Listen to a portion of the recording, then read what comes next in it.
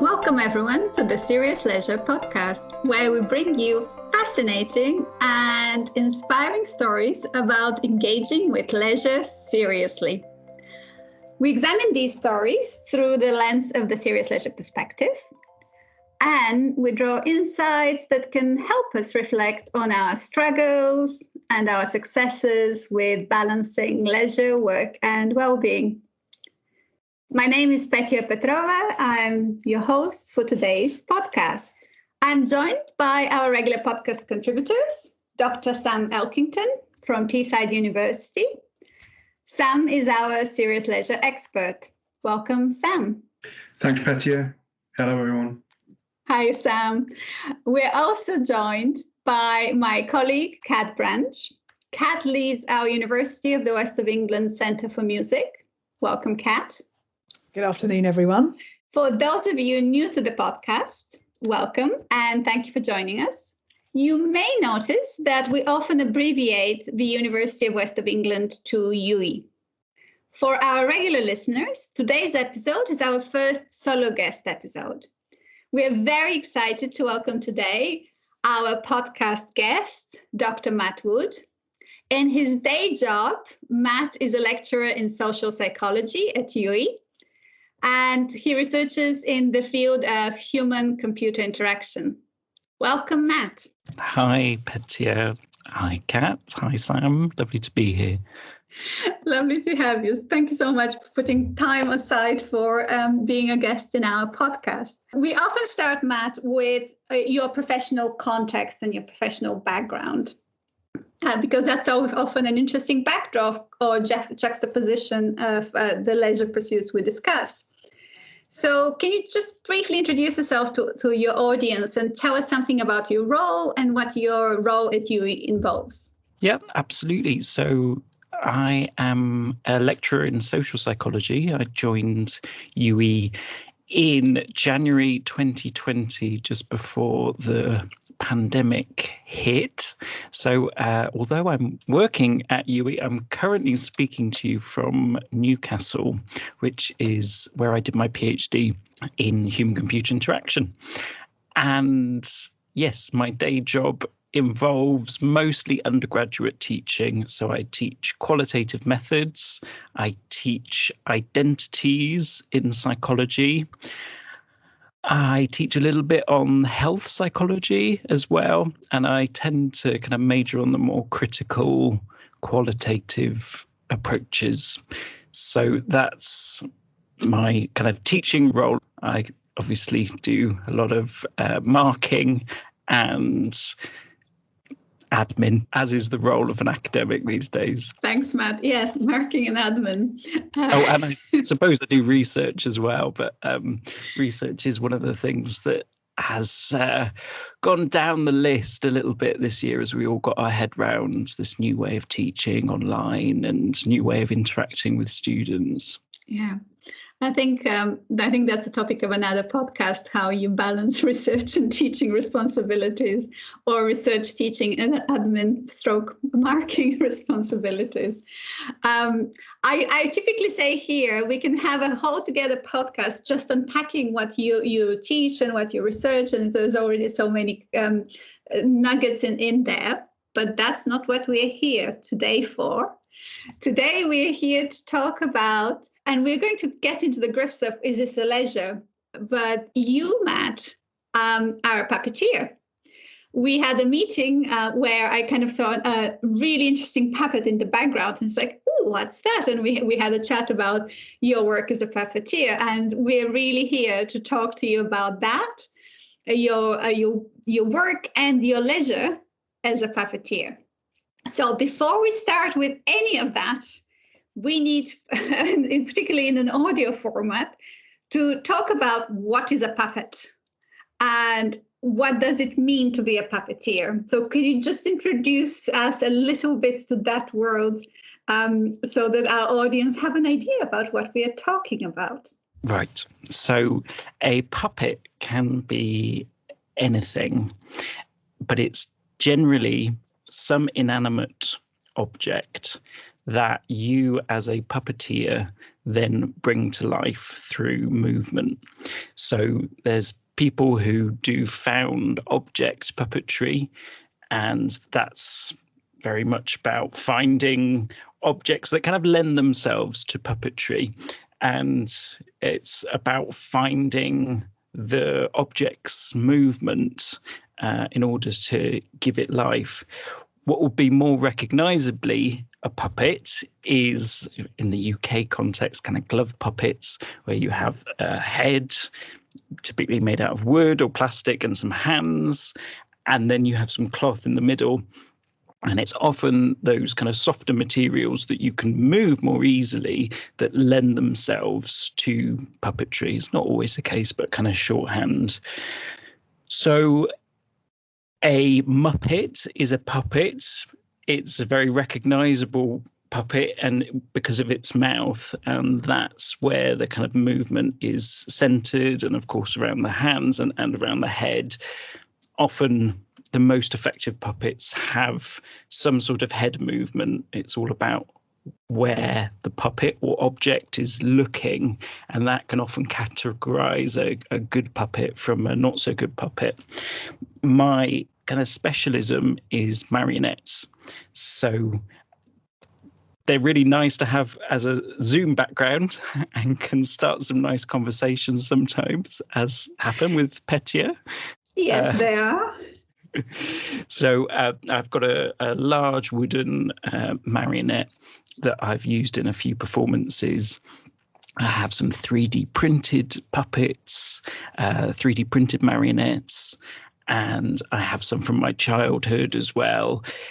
And this was very much my medium as a young puppeteer. Many puppeteers get into it as a child, you know, seeing a puppet show, being really enchanted by it and wanting to get into it because they're so kind of captivated by the medium, which was very much the case for me. And luckily it was through marionettes. So as a child, I bought a lot of marionettes. I'm more of a performer than a maker.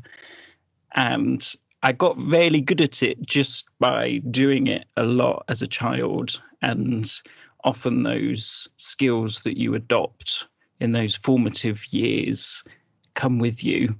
And it's something that is built into your muscle memory almost. So even if, say, in my teenage years, you know, I didn't play with puppets so much, then re-engaging with it a few years later, it's something that you've still got. It's a little bit like a musical instrument, really.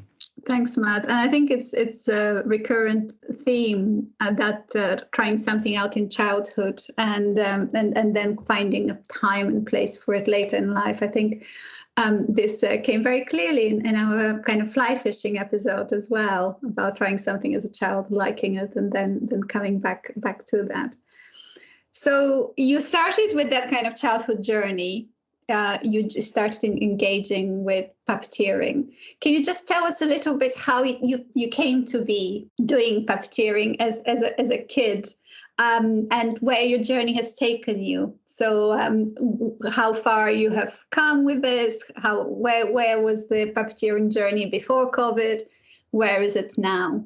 Yeah, right. So when I was a child going to days out or fetes or fairs, often there is a puppet show. And my parents tell the story of if there was a puppet show 3 times during the day, I would be there at each of those times during the day to watch the show. And I guess if you're into something that much as a child, then your parents do support you in that. So my father made me a puppet booth, which I spent many hours kind of doing puppet shows within that booth. And perhaps a little bit later, I met some puppeteers who do kind of an old school dancing marionettes show, and they saw how interested I was, so they kind of befriended me, and I bought some of their puppets. They gave me some puppets as some gifts, and I had, as a kid, a little show that I would do children's parties with mainly. It's normally like a cheap alternative to getting a professional entertainer. It's the keen puppeteer who, you give them 20 quid and they'll do a show that keeps the party occupied for a while. And that's really about as far as it went as I was a child, kind of getting older, 10, 11, 12. I was still interested in puppetry, but it wasn't such a prominent part. I did get quite into magic as a child, a shy child, stereotypical, finding these little curiosities to engage other people in. And then really puppetry re-emerged as I was doing my PhD. I met my partner who runs Newcastle Puppetry Festival, and that was a very formative moment of, wow, puppetry. I love puppetry. And that was really a springboard to start re-engaging. So we started a company together and put in for some Arts Council applications. So we made some little shows just in our house, which we then took to festivals, music festivals typically, and some slightly larger shows that we took to the Edinburgh Fringe last year. Again, very fortunate timing, really. Last Fringe before everything shut down. And we perform sort of when the opportunity comes up. And that was mainly around festivals, mainly some theatre shows as well. And the festival circuit is quite receptive to sort of weird puppetry that we're kind of quite drawn to the stranger side of puppetry, which is nice. We perform at our own festival as well. And I have also performed as a puppeteer. I've been employed as a puppeteer on some other shows. So often there was a Christmas show a few years back of A Christmas Carol where all the ghosts were puppets. So, and I had to do some acting there, which was very... I'm really not an actor, but sometimes you're lumped in with these sort of other roles. And then last year with Odd Doll Theatre in Doncaster, I did a show called Whiskers First Winter, which was a show about a little bear in this landscape of snow and about him discovering the world and meeting new friends. I didn't puppeteer the bear, I puppeteered everything else, which was really fun. So I was the birds that Whisker met, and a yak that sort of appeared at the top of the mountain and was just sort of skied and yodeled. So we did that for a month at the end of 2019 at a lovely theatre in Doncaster, and that was just before I started my academic role. I, in fact, pushed back the start of my start date because I had this in the diary, even going so far, I don't know if I should say this, to say, oh no, I can't take the job at UWE because I've got this, if that's the start date. So, and as a result of that, they pushed my start date to just after the show.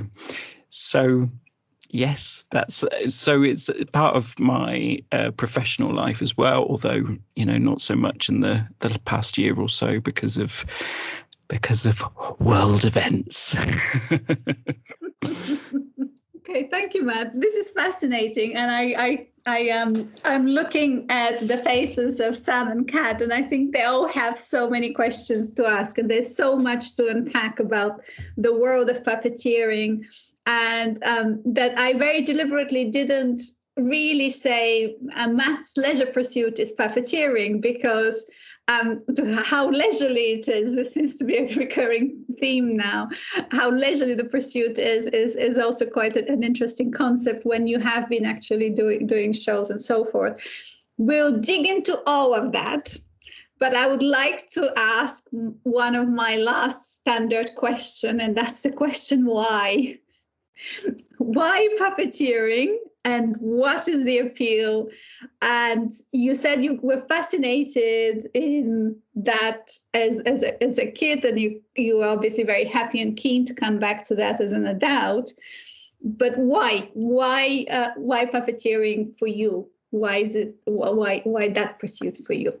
It's such a difficult question, isn't it? When something is so kind of part of you, and then you sort of have to psychoanalyze yourself and be like, oh, maybe it was my childhood trauma, or not saying it's that. I think there's a real relationship between magic and puppetry, in that it's these moments of wonder, and it's a little curiosity that captures people. I think there is an intrinsic kind of magic of a puppet when it's puppeteered well, and that people can recognize that there is an object there that is not real and it has been made real. And that is universally, I think, recognizable. If you do a bit of puppetry on the street, even if it's a little rag or something, or if you pick something up and you turn it alive, it will get attention from people. And there's also things that object, that puppet, can do that isn't available to you in real life. So when we're advertising the festival in Newcastle City, I could be going up as me giving a flyer. It's so much better if that's a puppet, because a puppet can get into somebody's space, it can make a face, it can be a bit more intrusive or a bit more playful in a way that would just be kind of odd as a person. So I think it's interesting, kind of these art forms that give you something extra, give you something that isn't available in our everyday medium. So we've only got access to a certain amount of stuff through conversation, whereas I think really valuable art forms give you kind of something else. I think it's the same with music. I think it's the same with dance. It's giving access to something else and a different vocabulary that kind of enriches life, I guess. And I guess it's the medium that I'm drawn to because of the life experience that I've had, having done it since I was a child and being familiar with the medium. I've made it my medium, if you like. I guess that's my best answer. Thanks, Matt. We did warn you that this delves into psychoanalysis here. It doesn't. None of us have any expertise in psychology, but we do have expertise in serious leisure in the face of Sam. This was such an insightful answer, and it kind of picked up on so many interesting themes. And before I say anything else, I can see Kat is keen to get in on this. So, Kat, do you want to come in, please? Thanks, Puppeteer. There's so interesting, Matt. So many different things you touched on there. And obviously, as a musician, it really resonated with me when you were moving into this discussion of that liberation of moving beyond communicating through language and just being able to put words aside and have an experience of connection with other people that uses a different medium. And also, I was intrigued by you picking up on the way that a puppet can disregard social codes and can do things differently than what we have to do within our normal social codes, which reminded me of a previous episode we have actually when there was a guest talking about their music life and finding when they're being a musician, they could again suspend social codes and be more playful and do things in a different way in terms of their interactions, that kind of liberating aspect. I wonder, again, at the risk of like toe dabbing into psychology, whether you could tell me a bit more about the relationship between your sense of self, and who you truly are inside, and your relationship with being a puppeteer, on the basis that, you know, you can use different social codes, that you can connect with people using a different medium. Does that feel like a central theme for you, or is it actually more that puppeteering gives you a different sort of identity that you can occupy for a time, as opposed to an expression of true self? I just would love to hear how that experience is for you. Yeah, it's fascinating, isn't it? I think a lot of people who were shy as children have these kind of pursuits where there's something else. It's another form of being, I guess, that kind of marks you out as, oh, we're bringing something else to the party. This isn't just like the funny kid or the sporty child, you know, crafting out sort of a niche for yourself in order to kind of exist with other people and relate to other people. So, yeah, I mean, just thinking about it now, it is a very social thing, really, because it is all about that relation with other people, and it is all about what somebody else kind of gets from that, if it's a reaction or if it's they might negatively react to a puppet. I don't know. I think this identity as a puppeteer is interesting. I think before I'd worked professionally and before I did things like take a show to the Fringe, you are anxious about this identity as an artist. It's like, am I a legitimate artist? I'm not doing this full time. I don't so much have that anymore. I think just because all artists, I think, have that insecurity, and everybody does other things as well and has to find a way of making it work for them. I think the identity as a puppeteer, thinking about my Twitter profile, it's like puppeteers on there. I got to the point where I was comfortable doing that. I think there's an interesting thing there about this notion of self and the puppet, in that you are making another object alive, and that this is very much not a crude operating of a puppet, the puppeteer pulling the strings. It's making an object alive, and that you have to have conviction that that object is alive in order for it to be a convincing puppet. And you almost have to shed a sense of your own identity, which is probably a bit of a fallacy because you can never really do that.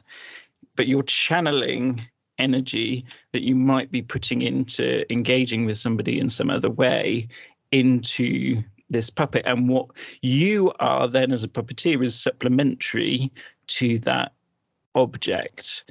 The puppet has to become more important. So I think there is something interesting there about a sense of self, sense of ego, and maybe actually letting go of that and you becoming a facilitator rather than being worried about your presentation of self. Brilliant. I think Petty wants to come in here. I just before Petty pops in with her comments, I was just going to say, and she's laughing. Of course, if you're listening, you won't see her laughing because we are so wordy here on this podcast. That I'm struck by the notion of actually a sense of escaping self. Then, from what you said, Matt, I don't mean that the self is a horrible experience, but often we think about serious leisure as a narrative about a place where we can take a break. And I'm sort of struck in the way that resonates with actually the putting aside of ego that is involved in that artistry of puppeteering is in many ways also therefore taking a break, actually, isn't it? Because you have to take a break from oneself and preoccupations and completely focus on bringing to life this other object. So thanks so much for explaining that. Puppeteer, I'm going to hand over to you now, as I know that you have now got a further question for Matt. Thanks, Kat. I don't necessarily have a question. I was just struck by the parallels with improv theatre, and I suspect, Kat, with music as well, though I'm not a musician. the explanation, the really juicy explanation that kind of Matt came in about something that comes. The way I interpret it is that Matt talks about something that comes from him, but then it becomes separate from him. So that kind of bringing life to the puppet, and so it obviously it originates in you, but then it kind of brings its own self to life, which I think is it's so interesting. And the other stuff that struck me also as a parallel with improv theater is that kind of it's also a tool for connection, but it's tool for shedding. And it's a tool for kind of becoming free or expressing yourself in a different way. And so that's the and the fact that you need to.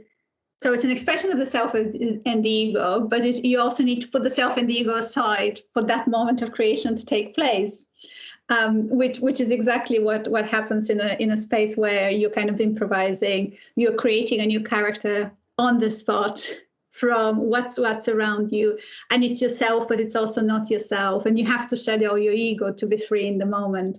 And I just thought there were fascinating similarities there.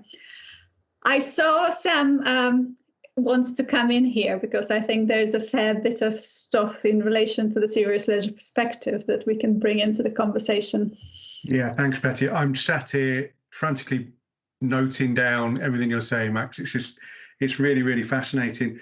I mean, I'm not going to get into a systematic breakdown of what makes this a serious leisure pursuit as such, but I mean, certainly what you can hear in how you're talking, Matt, is this, you know, that you found. We're talking about this space for self-expression, this otherness, you know, the alternative space for that, and how that space is allowing you to express a combination of those very specific special skills and knowledge and experiences that you have in this domain of leisure particularly.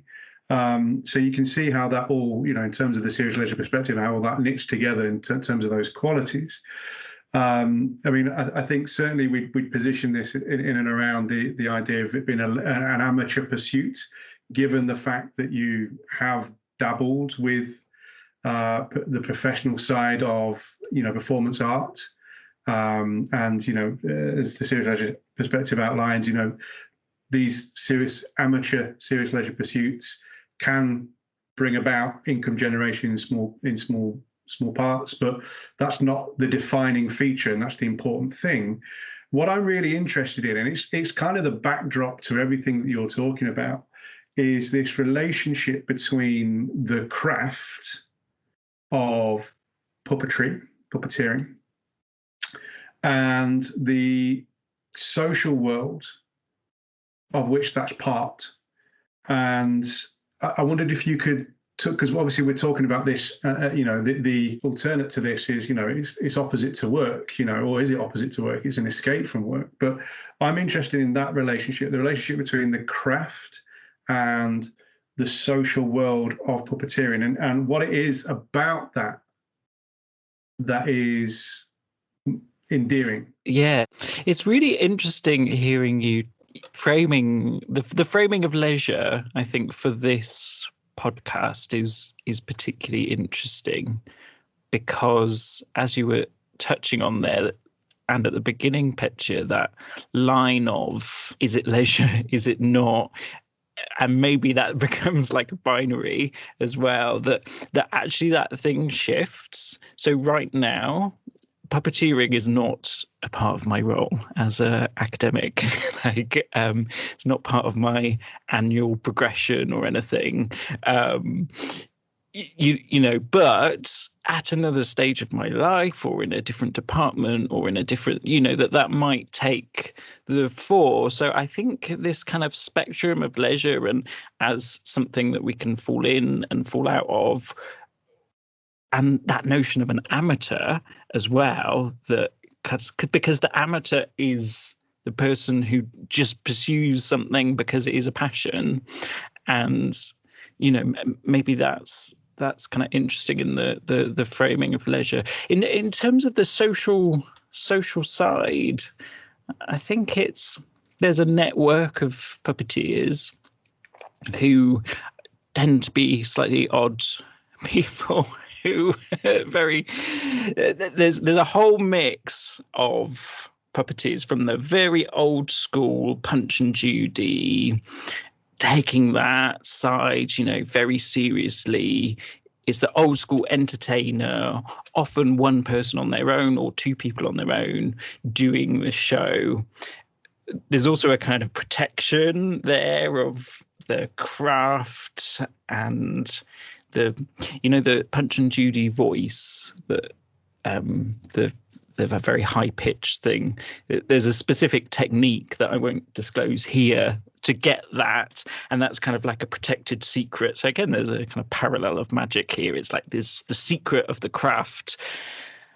There's also then the more since Warhorse, I think particularly, there's been an increased interest in puppetry.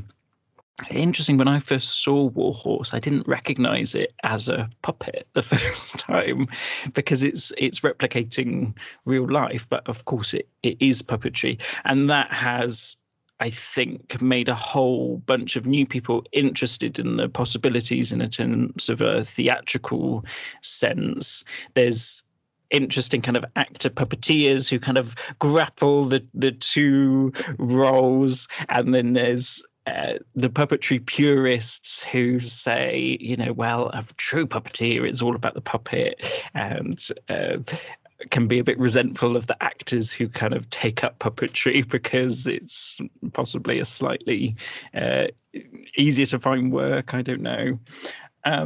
So there is a whole social side there to the puppeteer. I'm not sure if that's what you're asking, Sam, or not. I'm really just interested in exploring that world a little bit more. Obviously we're talking about the act of object manipulation and the creative, expressive art behind puppetry. But this is set against the backdrop of, like you've already intimated, of a fairly unique social world and context, a subculture, if you like, within a broader arts-based kind of culture. I mean, and you've mentioned magic, and obviously we've looked at the parallels between music as well. But you were touching on there the unique ethos of that social world is something that you appear to identify quite strongly with. And I wondered, before Kat comes in with a kind of a follow-up here, what is it about that social world that you identify with most directly?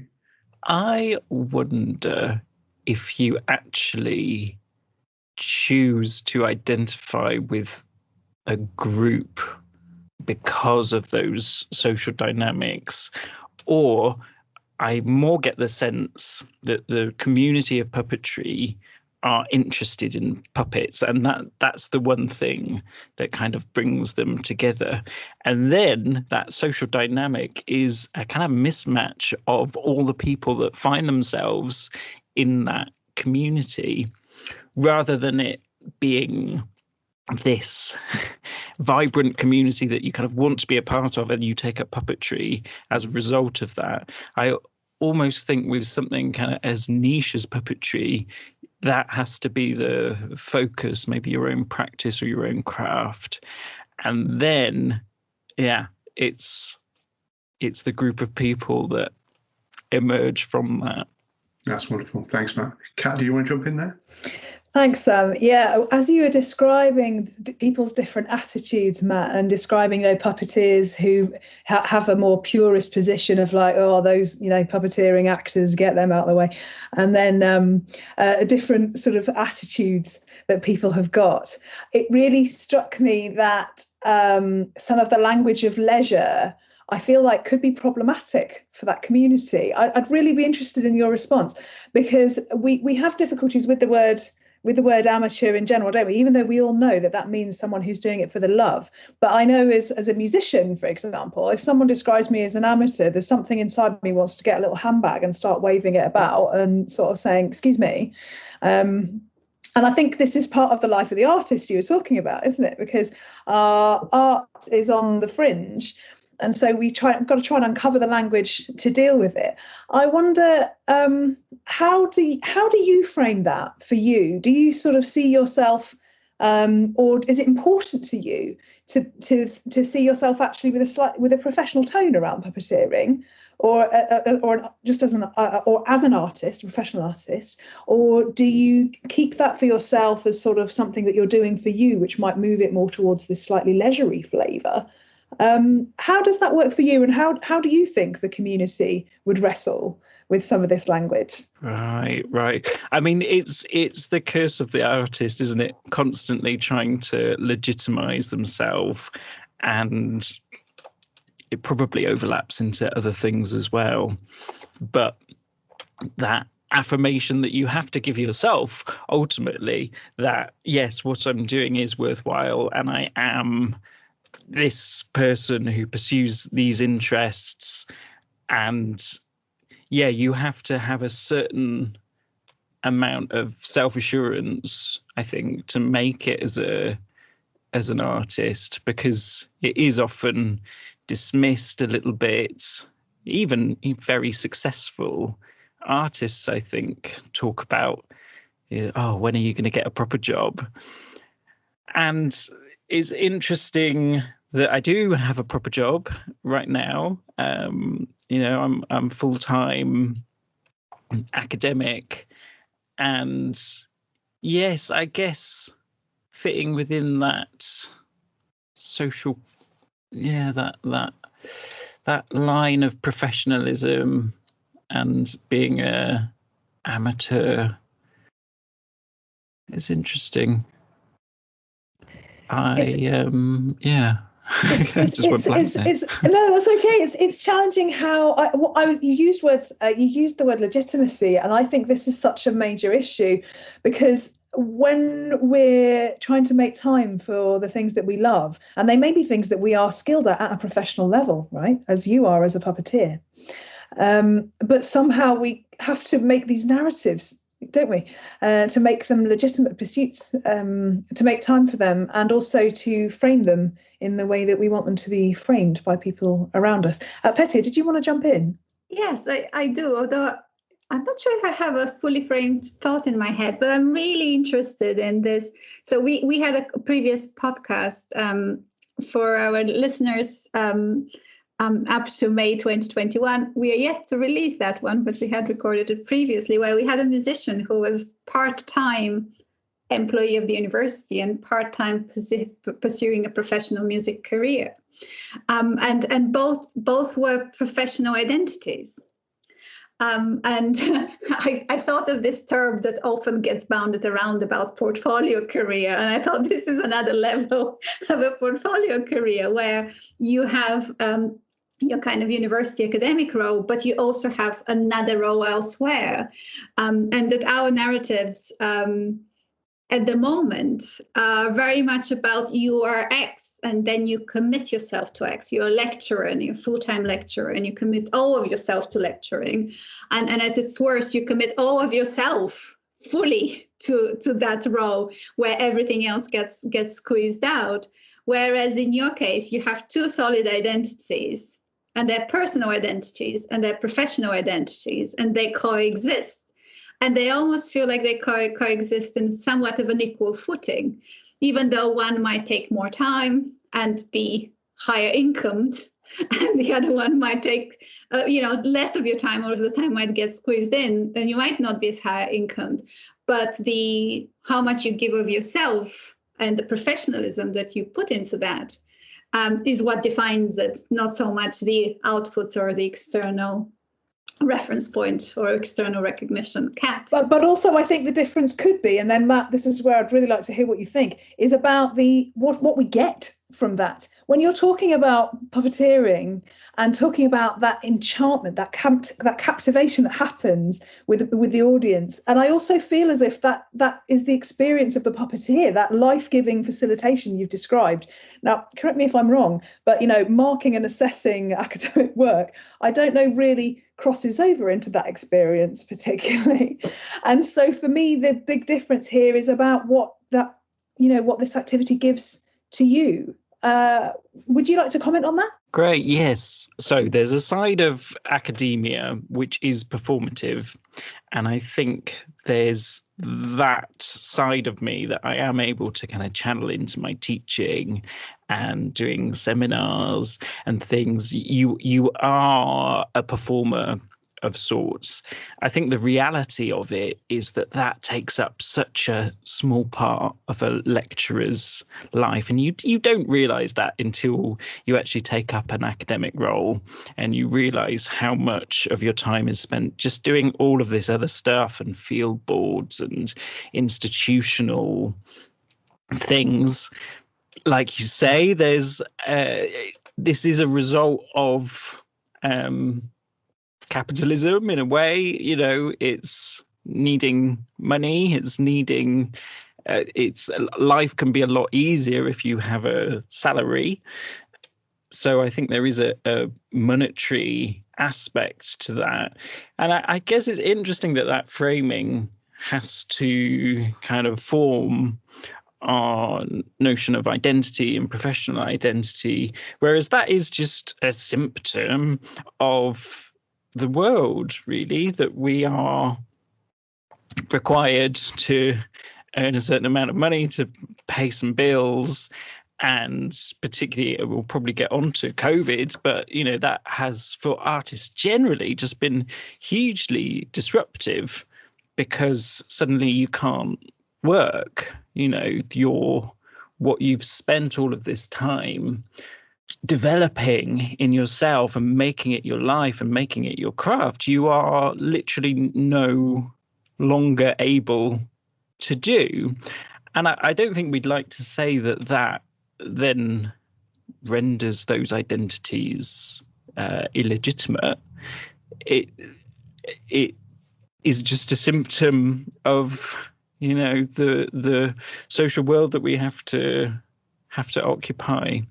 So it's an interesting one, and I think it does go back to your own assurance in yourself of certain things being an identity, but also getting that recognized by other people is nice. So say like a review that you get, or I was I'm a contributor to a book on qualitative analysis, and in the bio that they wrote for me, it was like, Matt's a social psychologist who also works as a puppeteer. And it's like, oh, it's interesting that that's being picked up by other people. I think sometimes because it's interesting, isn't it? It's a bit different. So people are kind of drawn by that. But that recognition also gives it a sense of legitimacy, and we need to be legitimized. To kind of contradict myself slightly,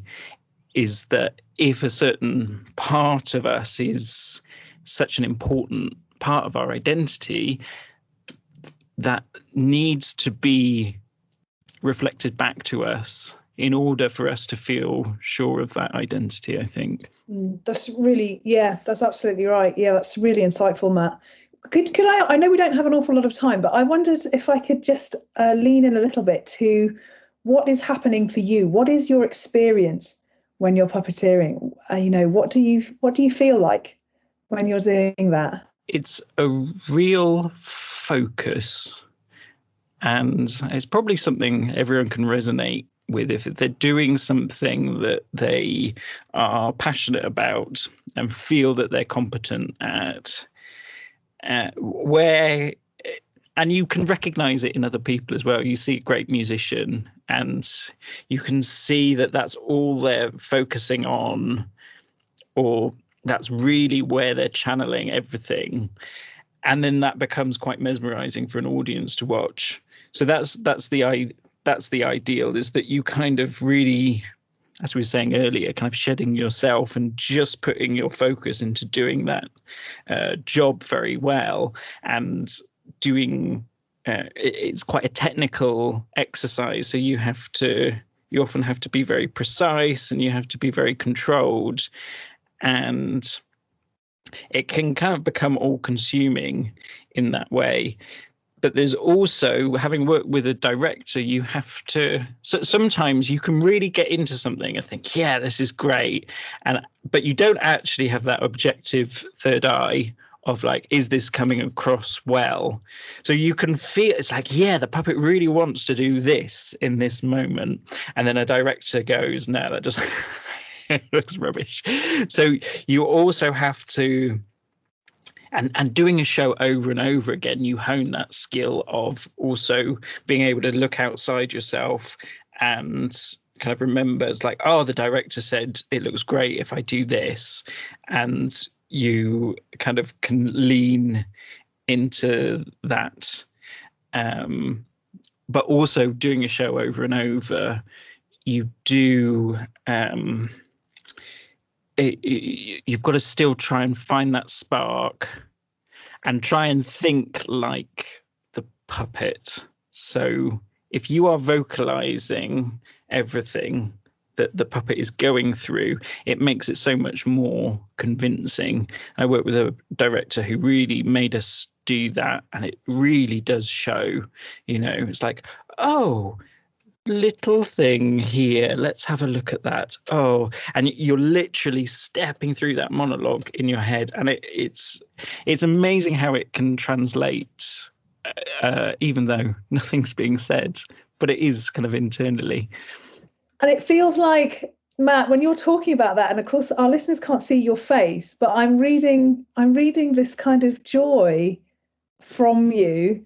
Is that the kind of emotion that is associated with those experiences? You talked about the focus and the technical skill, and the thinking of the director holding these two spaces of facilitating the puppet, remembering what it is that's going to work for the audience. But emotionally, what is that space for you? It's a openness, I guess. It's a very joyful activity for me. It's very it's a very pleasant space to kind of occupy yourself, really.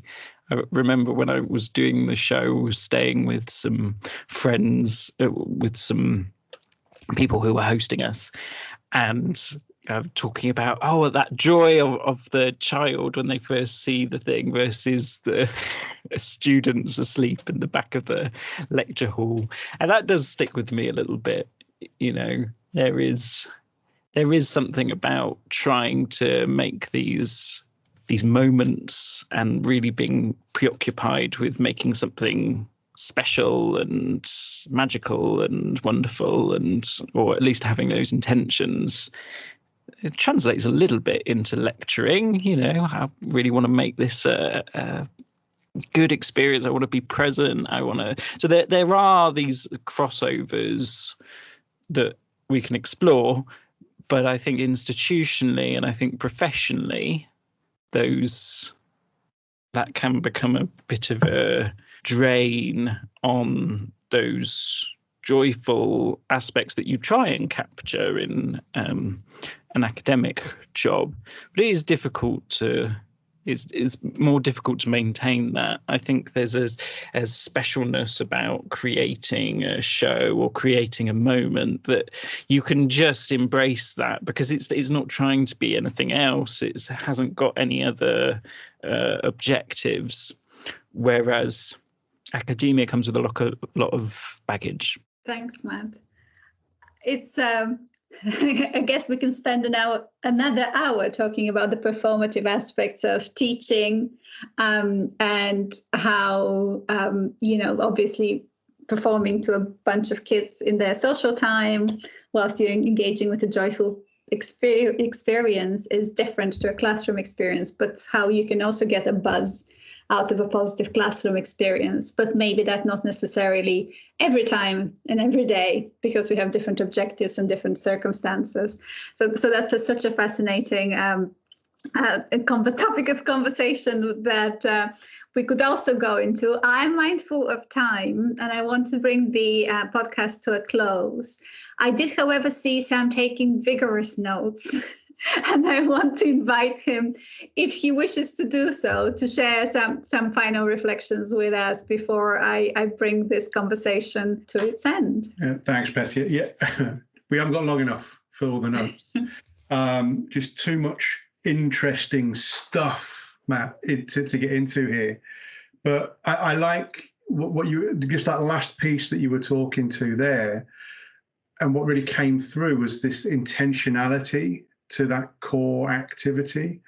And as we were talking on around what you get back from the time you put in, and I think that's a really interesting dynamic, this idea of return on investment. Yeah. And I think, just drawing those parallels between, the academic side of who you are, yeah, and, fairly early career academic in that respect. But sometimes we don't necessarily get such a great return on investment in our academic. I'm seeing everybody nodding their heads now, so I certainly put myself in that. We certainly go above and beyond. But what's problematic for me in that is, why are we doing that? What matters most there for us? But that intentionality of the act of and being part of, that sense of belonging, that sense of identity, that sense of alternative means of expression.